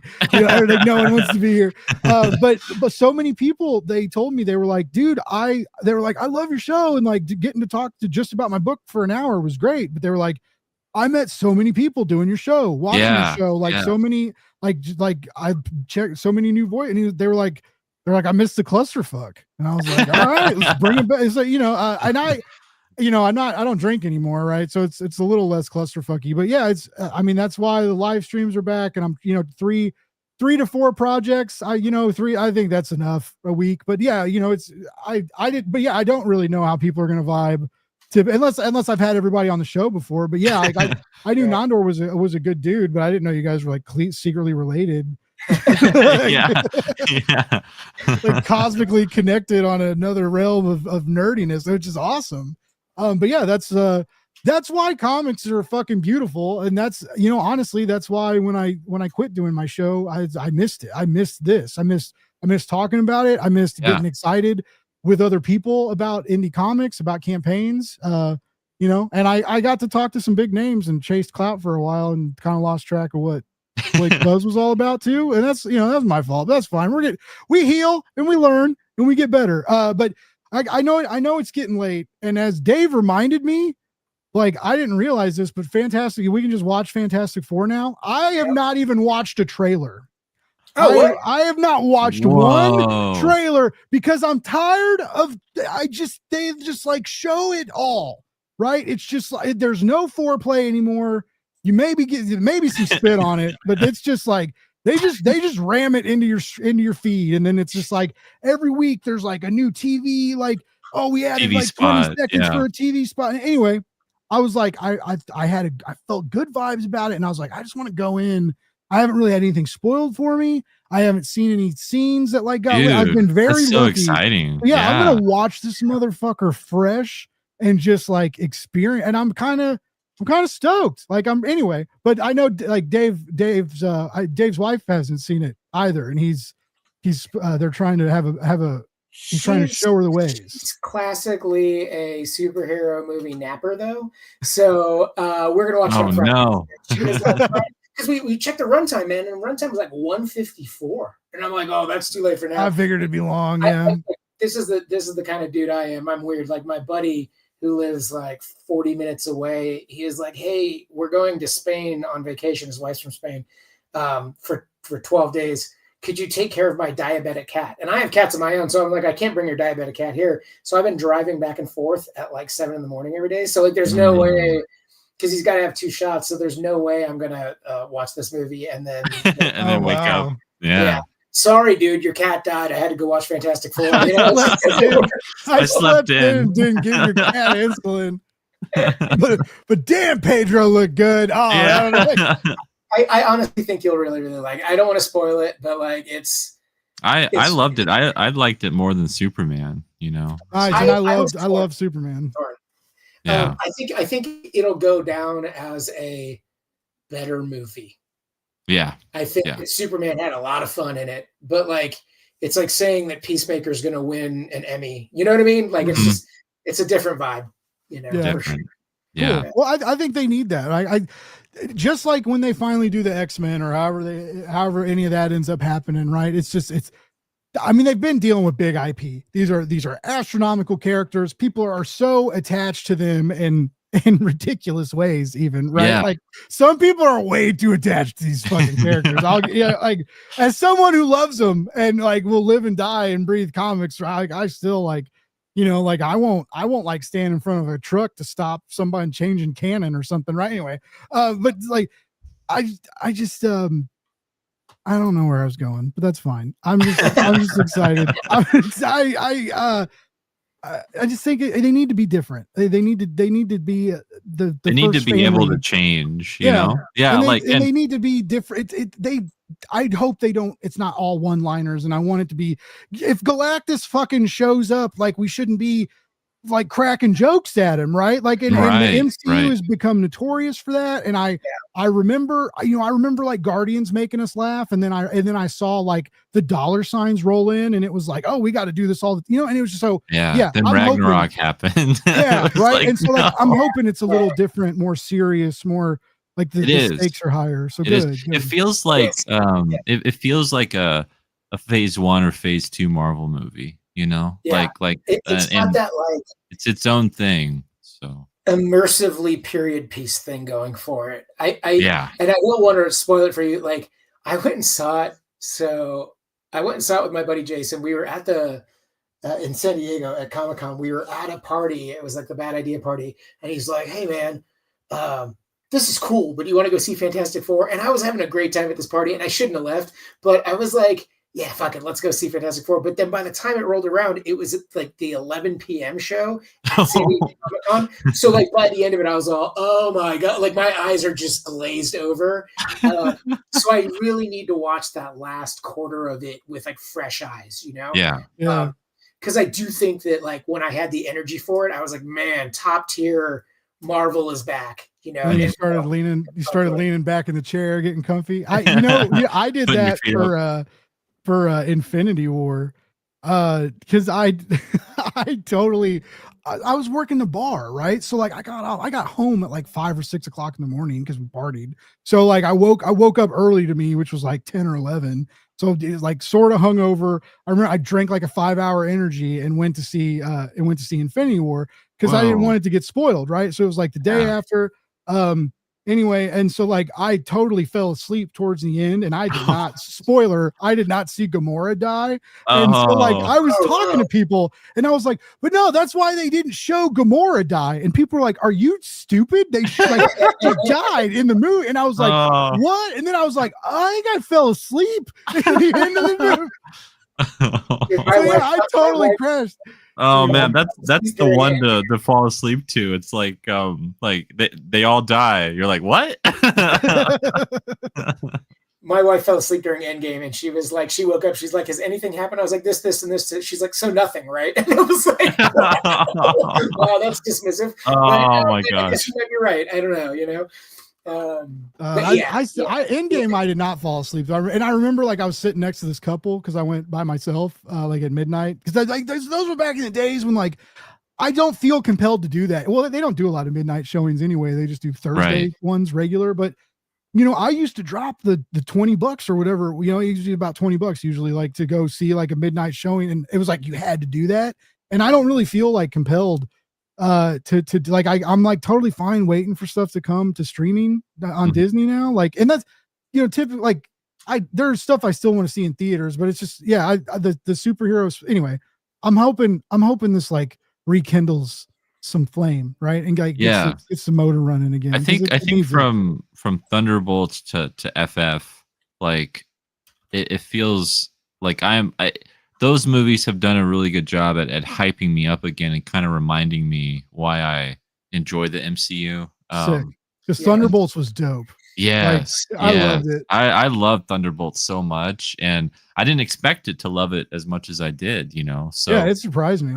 I think that like, it's literally, this is the equation, and it's so easy, and I don't know why they drifted away from it. It's like, it is this, but also in the context of a superhero movie, right? It's a super spy thing. That's not Civil War, the second one, Winter Soldier. Yeah, the best Thunderbolts is all about depression and suicide, but it's a superhero movie, right? Like there's like Fantastic Four is always about family and superheroes, right? So like there's like all you have to do is say it's this style of movie, but with superheroes, and you've got a hit, and you don't have to have that big giant like lightning fight in the sky shit. The sky beam. The sky beam come down. You don't need that if there's an emotional tether.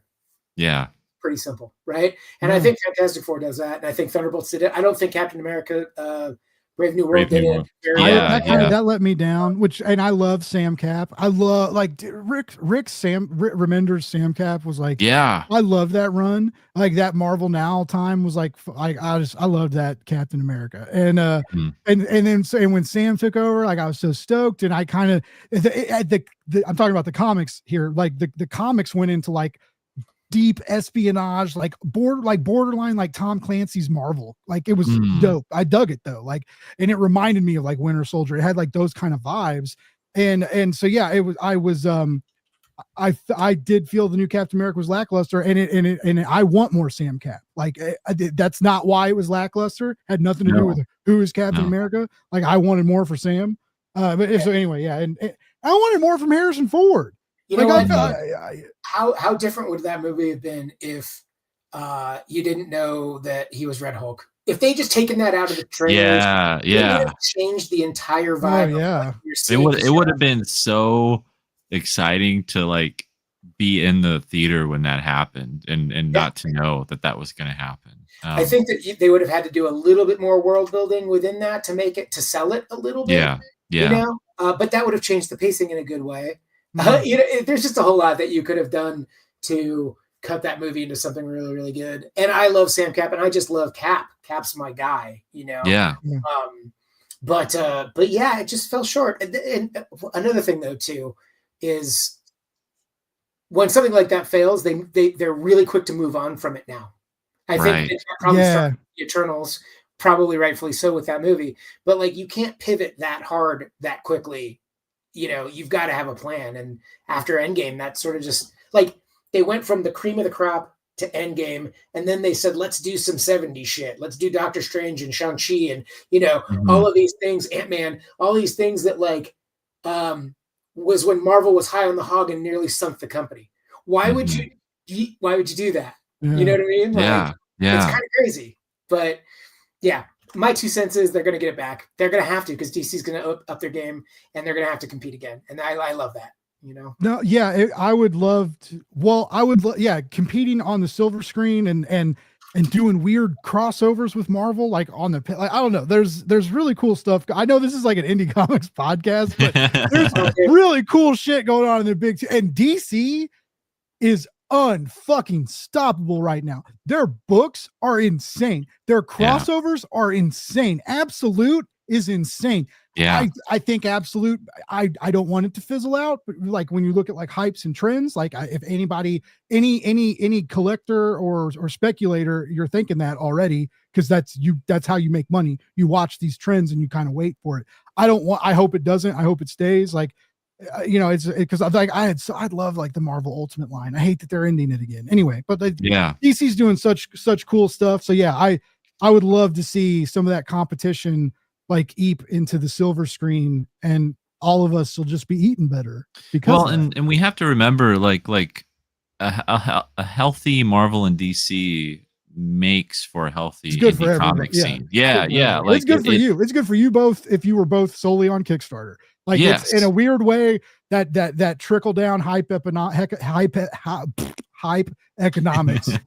That's not a real marketing term. I just made that up. That's why I couldn't say it. But I mean, it does. It is good. It gets people talking. It gets people to read comics and to check out their stores and to check out what other people are doing and to follow creators and see what they recommend. And you know, comics, while it can feel very kind of fractured in terms of like there's people everywhere all around the world making these things, it is still a very small community of people. And you know, being able to see what people are enjoying and recommending and being positive about the industry as a whole when it is doing good things is so important, because it does help indie creators and small creators, and it helps inspire people to want to make comics, you know. And like if you're picking up, I mean, that's why I started making comics, was because I loved the comics I was reading. And so if you make good books, you're going to inspire the next generation to want to keep making them.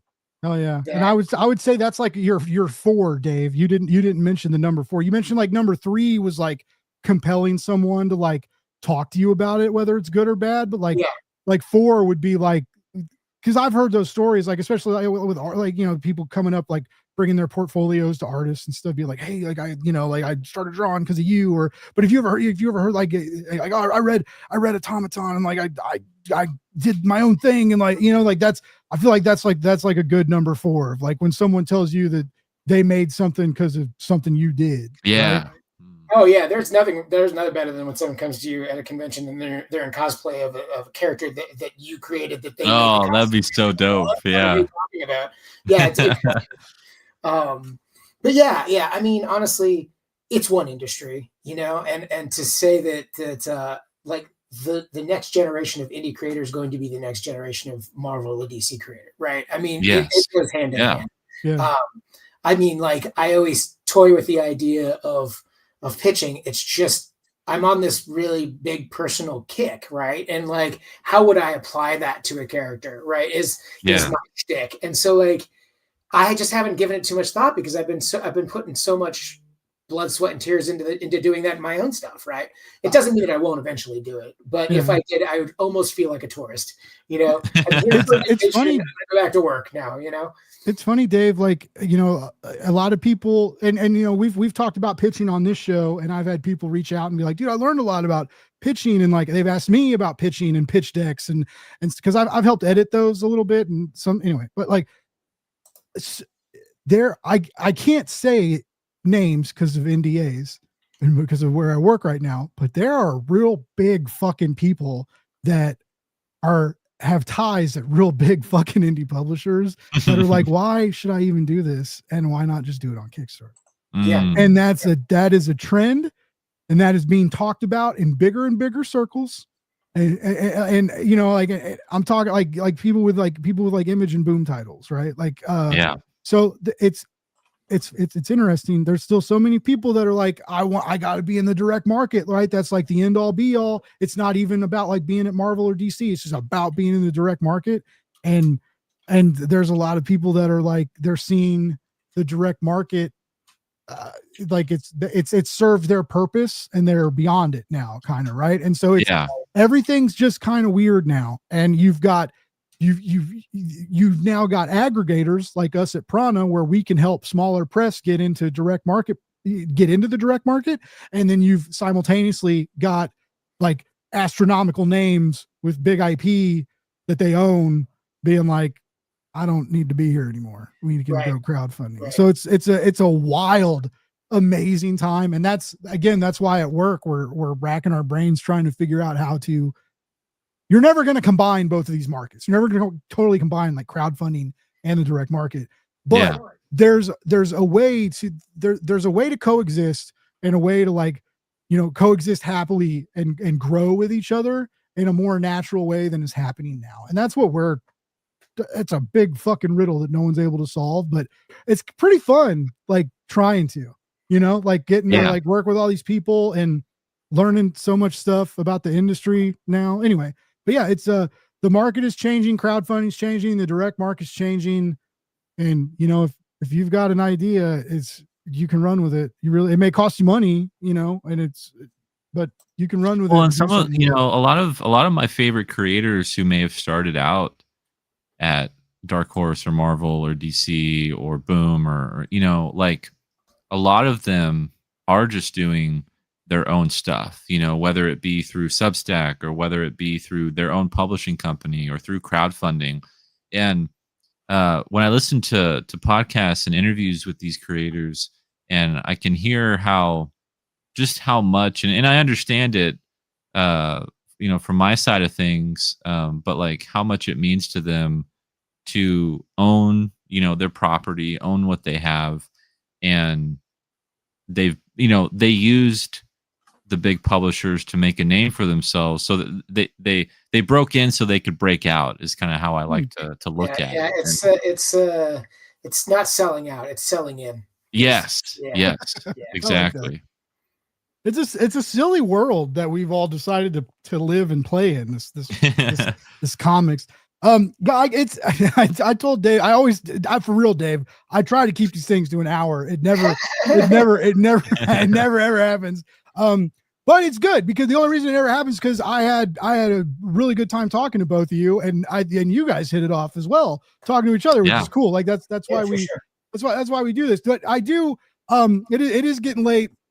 Your boy's got hot dogs to eat or something. I'm like, you got FF to watch, man. I do. Well, I'm not going to stand up.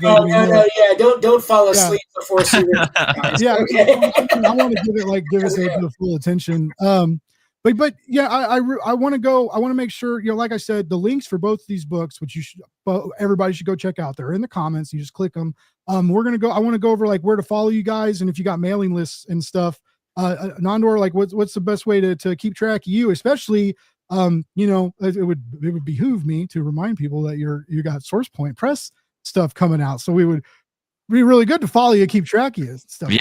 So I highly encourage everyone to sign up for my mailing list, my newsletter. It's foxholecomics.substack.com, and you can follow me there. You can also subscribe to my YouTube channel, Foxhole Comics. I do like video essays and do some live streams and unboxings and just kind of fun stuff like that. Talk about, anything that's on my mind when it comes to the comic book industry or stories I really love. And then follow me on, Blue Sky at Nandor Fox, also on Instagram at Nandor Fox Shaffer. I'm sure, I'm the only one that you'll find if you type in my name. So just, check me out on socials. You are easy to find. I'll give you that. Good. It's so funny on this, like, even with like people you would think like have their social media stuff together. It's so like sometimes we ask, like, hey, where do we find you? They're like, I don't know. Like, I don't know. And it's just like, wait, you got to know. I mean, I guess you don't, like, if you have you can get by with a real good mailing list. I've found out, but it's, I mean, you gotta kind of be out there. A little bit, you got to tell people you're making books. Yeah, of course. Like how else will they find you? How else will they know what you're interested in? I always like to be available to people who are interested in making comics, so my door is always open. It's like, if you follow me or are interested in what I'm doing, like, ask away, like, ask questions, DM me, like, let's talk about it. Because I think, while it's so much like this is the best time to be making comics, it's still, even with all the resources we have, it can still be an enigma or a mystery of like how to make comics and like where to start making comics. And so I think being transparent and being open with people about that is, the best way to like keep comics alive. Yeah. Or sometimes you're trying to do fulfillment on a 6-figure campaign and you've never used Backer Kit's fulfillment before. and you're learning, and you need help. And you're learning and people have already told me like, hey, Blake, let me know. We'll look at it. Or if you got, but it's, you can think, your shit, and I do know a lot, but all of a sudden you move to a different platform. And even though it's still crowdfunding, things are a little different. One thing I love about indie comics and about a lot of the people that I've interviewed, had on the show, and that I interact with, is I don't know many people that if you're trying to make a comic as well and you have a question, I don't know many people that'll be like, I'm too busy to help you. If you send out a DM, now, if you send someone a DM and cold and you're just like, hey, back my book, thanks, that's not asking for help, right? No, okay. no. But I mean, if you legit have a question and I guarantee you, I'll help you. If you don't know who to ask me. I'll find someone. But it's a wonderful community, and that's anyways. Speaking of wonderful community, even though we let Dave in, I'm just kidding. But Dave, where do we keep track of you and all the cool stuff you got going on? I'm super easy, man. It's just at Dave Dwonch everywhere on the internet. And then my website's hellbrain.com. The loose end, like I said, I do one for me and one for them, but the loose end you can find at Titan Books, titancomics.com. I'm not really sure. I guess I'm really terrible at this.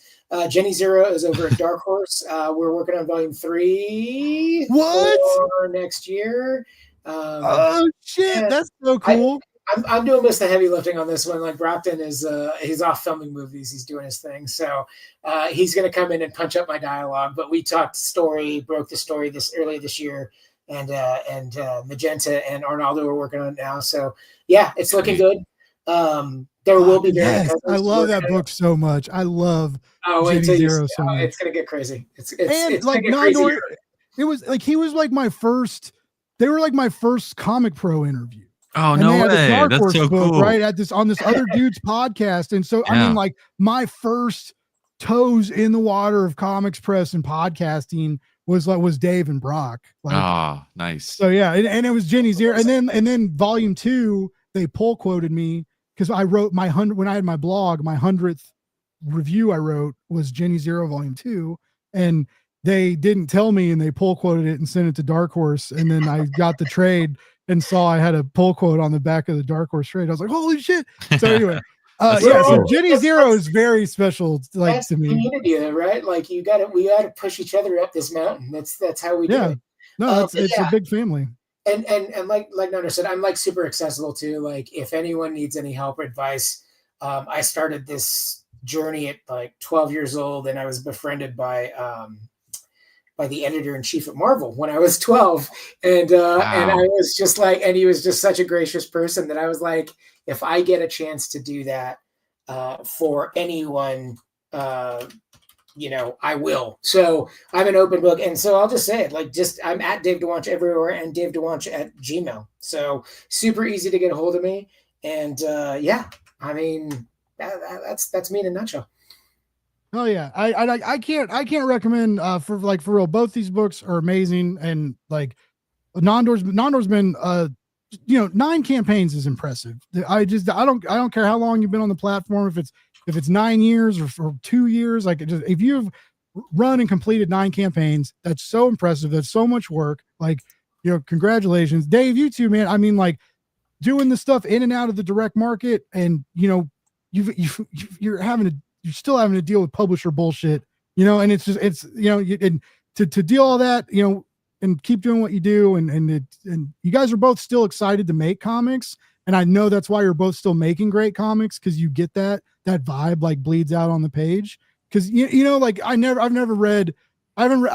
to read more from you, Nandor, but like nothing that you guys have written is like, feels like forced, or like I have to be, and it's just like, you're like, I'm lucky to be here. And you're lucky that people are holding your book, know, and that resonates in every page turn. So you both got that going for you, whatever the fuck that means. But I think it's a good thing. And I appreciate you guys hanging out with me. And it was, I see now why there are podcasts that only talk about like the movies and stuff, even though it's a bummer, but I have not like had a movie chat, especially like an MCU chat that we had for about 10 minutes. Like, I was like, holy shit, I missed it. Cause usually when you talk about someone gets mad, they're like, no, like that's not good. And it's we should have started that movie chat 10 years ago. We're a little late to that fucking party. I know, right? we missed that. Maybe we should start a movie podcast. And just go chronologically, but do we do it in the order that the movies came out, or in the order of the way that they were, like, Captain Marvel is before. Oh yeah, the actual watch order. Yeah, I don't know. That'd be interesting. Yeah. Someone's got to think about that in this group. The chemistry is too intense here. Let this go. Yeah, I don't have any. I'm producing 2 other shows and mine. Let's do it. Let's do another one. Right on.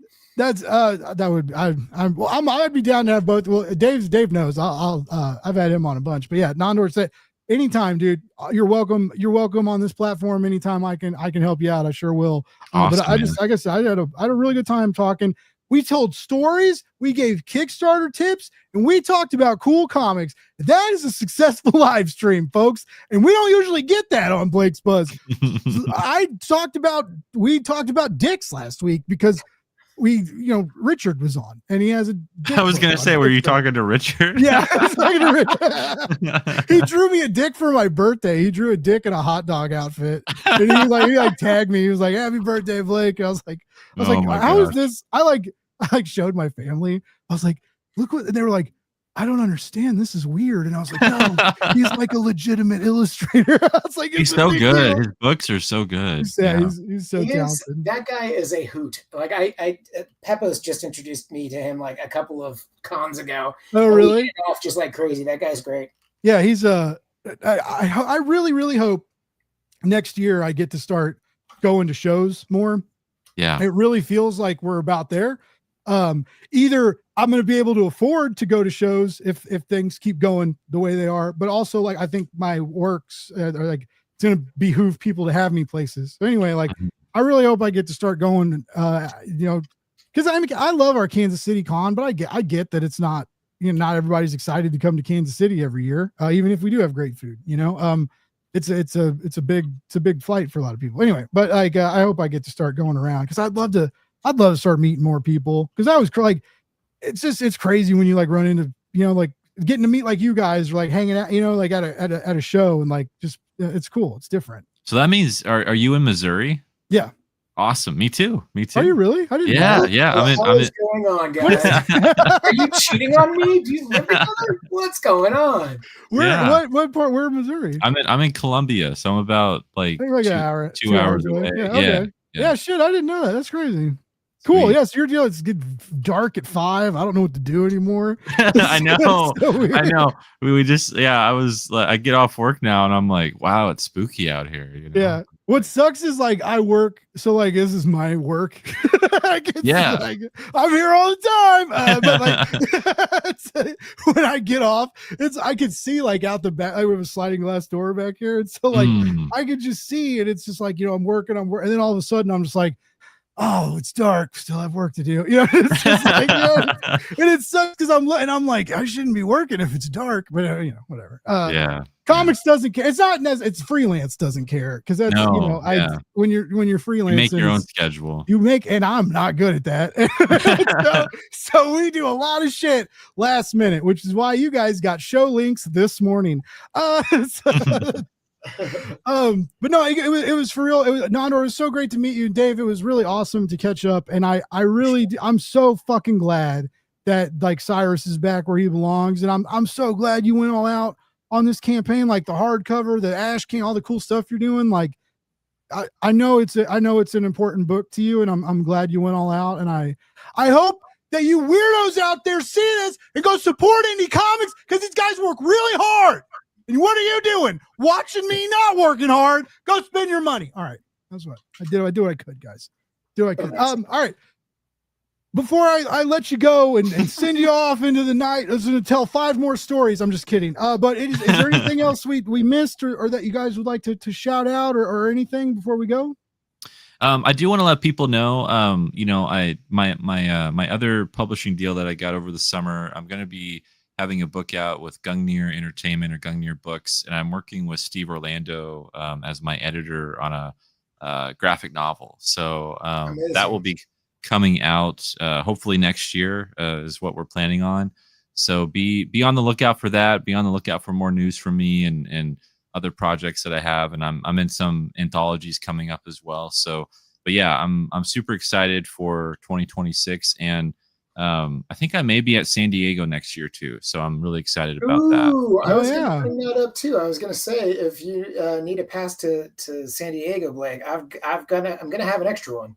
I've got a really fun story behind that, but we'll go over that. I don't want to out my friend Jason Martin for being the dumbest person on the planet, but I just did. But yeah, we should catch up because I'm gonna basically need a booth helper for a couple hours and you could be my booth babe and then you could just run around and do your thing. Fuck yeah. I'm down. I'll smuggle me in. I'll ride coattails, whatever I gotta do. I'm not get you that luggage. Yeah, I have no shame.